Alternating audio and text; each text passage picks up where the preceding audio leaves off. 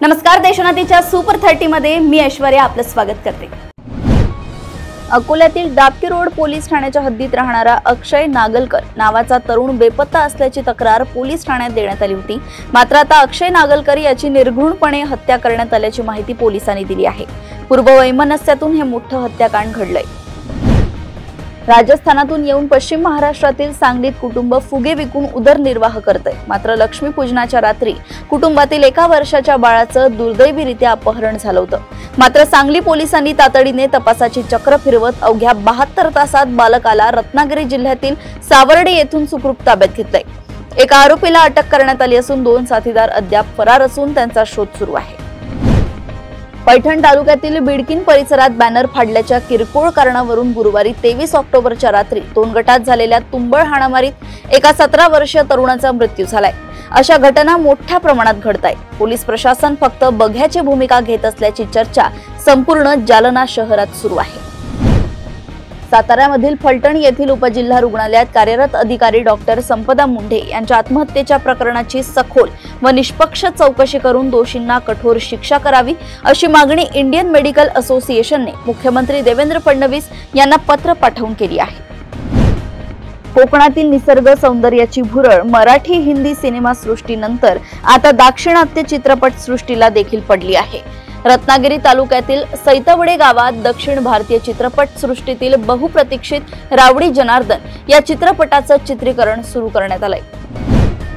हवामान बदलापासून शिक्षण आणि वृद्धांच्या समस्यांचे शालेय व महाविद्यालयीन विद्यार्थ्यांनी एआयच्या माध्यमातून तोडगा शोधावा तसेच भारतीय तरुणांनी नवोन्मेषाचे निर्माते व्हावे यासाठी केंद्र सरकारने युवा एआय ग्लोबल यूथ चॅलेंज या आंतरराष्ट्रीय स्पर्धेची घोषणा केली आहे। या स्पर्धेसाठी अर्ज पाठवण्याची अंतिम मुदत 31 ऑगस्ट असल्याचंही यूजीसी कडून स्पष्ट करण्यात आलंय। बंजारा समाजाला एसटी मधून आरक्षण मिळावं अशी मागणी गेल्या काही दिवसांपासून सुरू आहे। या मागणीकरिता विजय चव्हाण यांनी उपोषणाला सुरुवात केली होती। अखेर शिष्टमंडळाच्या भेटीनंतर त्यांनी आपलं उपोषण मागे घेतलंय। डोंबिवलीतील गोळवली परिसरात दिवाळीच्या दिवशी बाजारातून खरेदी करून घरी परत येणाऱ्या दाम्पत्यावर स्वतःच्या सख्ख्या 2 भावांनी हल्ला केला। भावाच्या गर्भवती बायकोला धक्काबुक्की करत तिचं मंगळसूत्र तोडल्याची माहिती समोर आली आहे। या घटनेमुळे परिसरात एकच खळबळ उडाली असून मानपाडा पोलीस ठाण्यात 2 आरोपी भावांवर गुन्हा दाखल करण्यात आलाय। इंदापूरच्या भिगवणमध्ये महिलेचा मृतदेह ब्लँकेटमध्ये गुंडाळून ओढ्याखाली फेकल्याची घटना समोर आली होती। या प्रकरणी आरोपी पती सुदर्शन उर्फ रविराजला 24 तासात अटक करण्यात पोलिसांना यश मिळालंय। आरोपी पती रविराज जाधवने पत्नी दीपालीवर विवाहबाह्य संबंध असल्याचा संशय घेतला होता। यातूनच ही हत्या झाली आहे। नांदेड जिल्ह्यातील तरुणाची प्रेम प्रकरणातून निर्घृण हत्या झाली। कर्नाटकातील एका विवाहित महिलेसोबत असलेल्या संबंधांमुळे हा प्रकार घडला असून महिलेच्या नातेवाईकांनी तरुणाला बेदम मारहाण केली, त्यामुळे उपचारादरम्यान त्याचा मृत्यू झालाय। सोलापूर जिल्ह्यात माढा येथील हॉटेलमध्ये विवाहित महिलेला फसवून नेलं, त्यानंतर तिच्यावर जबरदस्ती शारीरिक अत्याचार करण्यात आल्याची धक्कादायक घटना उघडकीस आली आहे। या प्रकरणी आरोपी विरुद्ध बलात्काराचा गुन्हा नोंद करण्यात आलाय। रस्त्यांवरील खड्डे आणि खुल्या मॅनहोल्समुळे जीव गमवावा लागल्यास आता जबाबदारी टाळता येणार नाही।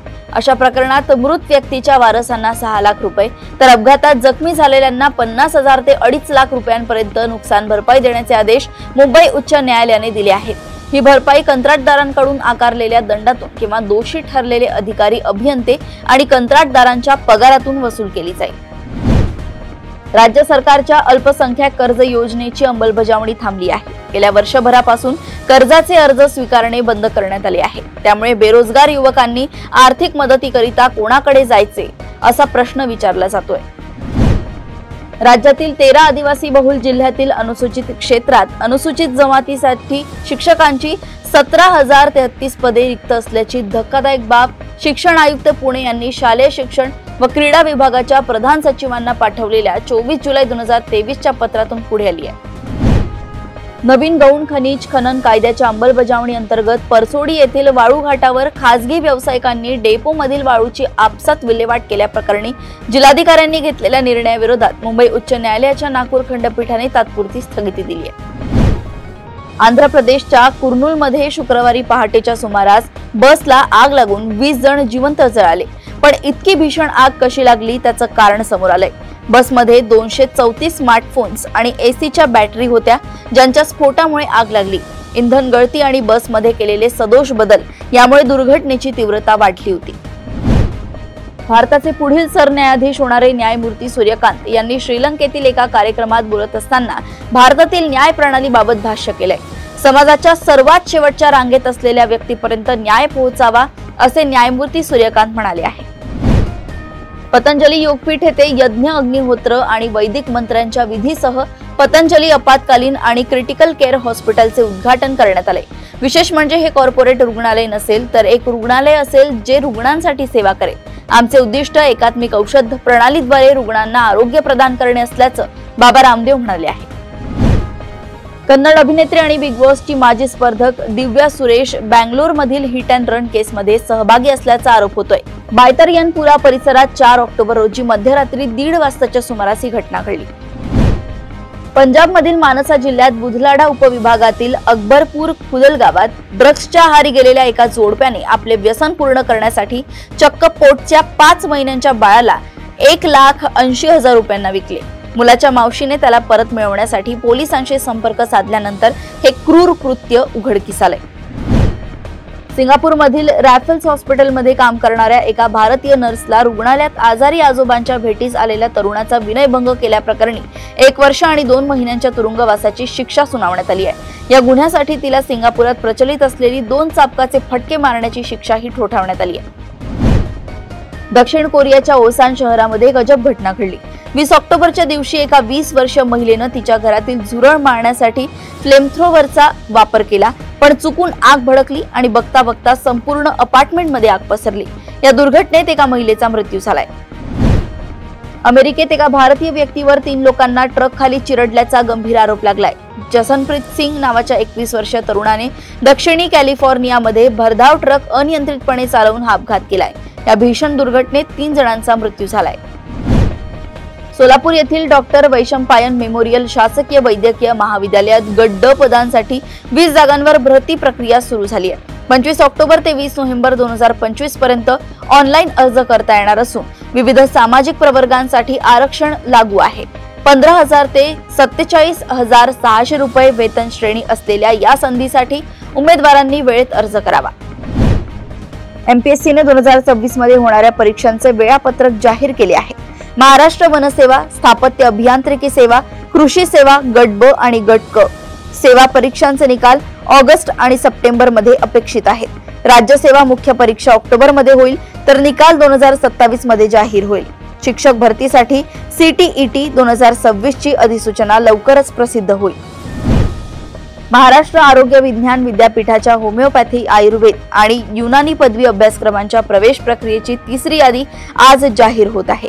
या फेरीत 4,285 जागा रिक्त आहेत. BAMS, BHMS आणि BUMS अभ्यासक्रमांसाठी प्रवेशाची प्रक्रिया सुरू आहे. विद्यार्थ्यांना आता महाविद्यालयांमध्ये प्रवेशासाठी धाव घ्यावी लागणार आहे. रिक्त जागांवर प्रवेश निश्चित करण्याची ही अंतिम संधी आहे. झोहो कॉर्पोरेशनचे स्वदेशी मेसेजिंग अराटाई ॲप सध्या चर्चेत आहे. स्वदेशी ॲप असल्याने ते झटपट लोकप्रिय झाले, पण गुगल प्ले स्टोअर मध्ये झोहो कॉर्पोरेशनचा पत्ता लिझॅन्टॉन CA युनायटेड स्टेट्स असं लिहिलंय. याचा अर्थ ही कंपनी अमेरिकेत रजिस्टर आहे ते स्पष्ट होत आहे. त्यावरून अनेक युजर्सनी सवाल उपस्थित केलाय. आता बँक ग्राहक त्यांच्या खात्यात 1 नव्हे तर 4 नॉमिनी जोडू शकतील. ही सुविधा पुढील महिन्यापासून म्हणजेच नोव्हेंबर 2025 पासून सुरू होईल. नामांकन प्रक्रिया संपूर्ण बँकिंग प्रणालीमध्ये सुलभ आणि एक समान करण्याच्या उद्देशाने हे पाऊल उचलण्यात आले, जेणेकरून दाव्यांचा निपटारा करण्यात कोणतीही अडचण येणार नाही. हिंदी चित्रपट सृष्टीतील प्रसिद्ध हास्य अभिनेता सतीश शाह यांचं वयाच्या 74व्या वर्षी निधन झालंय. सतीश शाह यांनी शनिवारी दुपारी 2:30 वाजता मुंबईतील हिंदुजा रुग्णालयात अखेरचा श्वास घेतलाय. किडनी विकारामुळे त्यांनी अखेरचा श्वास घेतल्याची माहिती त्यांच्या निकटवर्तीयांनी दिली आहे. भारताने मालिका 2-1 ने गमावली, पण 3ऱ्या वनडे सामन्यात विराट कोहलीने विक्रम रचले. त्यात विराट कोहलीने विजयी धावांचा पाठलाग करताना सचिन तेंडुलकरचा विक्रम मोडीत काढलाय. विराट कोहली पहिल्या 2 वनडे सामन्यात 0वर बाद झाला होता, मात्र 3ऱ्या वनडे सामन्यात त्याने 81 चेंडूत 7 चौकार मारत नाबाद 74 धावांची खेळी केली. तसेच सचिन तेंडुलकरचा धावांचा पाठलाग करताना केलेल्या 50हून अधिक धावांचा विक्रम मोडलाय. अशाच सुपर 30 बातम्या जाणून घेण्यासाठी बघत रहा देशोन्नती। नमस्कार।